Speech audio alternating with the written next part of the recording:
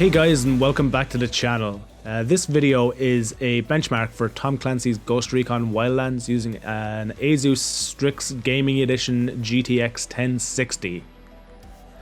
I had previously tested this game using an Asus Strix 980 Ti OC Edition, so I didn't expect too much performance-wise from this card.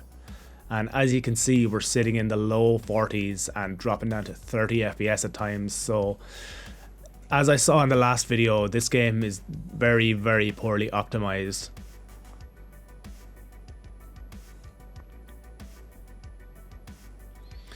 The game does, however, get better at when we drop down from the very high preset down to the high, and a mixture of high and medium settings are what I would typically use using this card.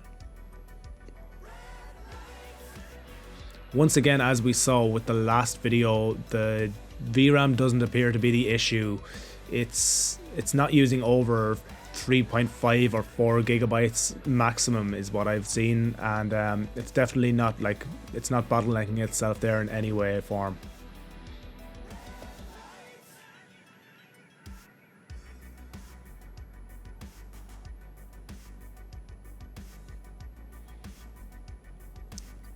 Once again, for this benchmark, I used the same run as I wanted to get in some on foot, some driving performance, and some combat performance.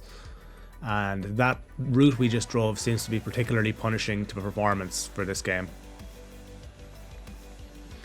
The processor we used for this benchmark is an i7-6700K clocked at 4.5 GHz, so it's not exactly a slouch for gaming.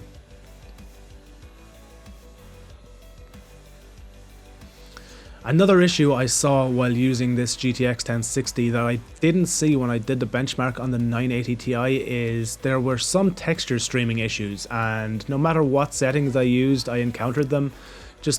We'd see muddy textures on both buildings, vegetation, cars, and just the terrain in general.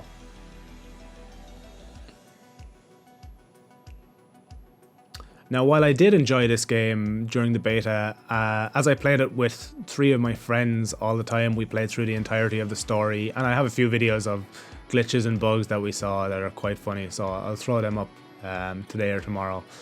Yeah, the game does need to be optimized slightly better, as we saw in the last video, SLI scaling just was non-existent. It didn't work, and the performance on a single 980 Ti should be a lot better than it was.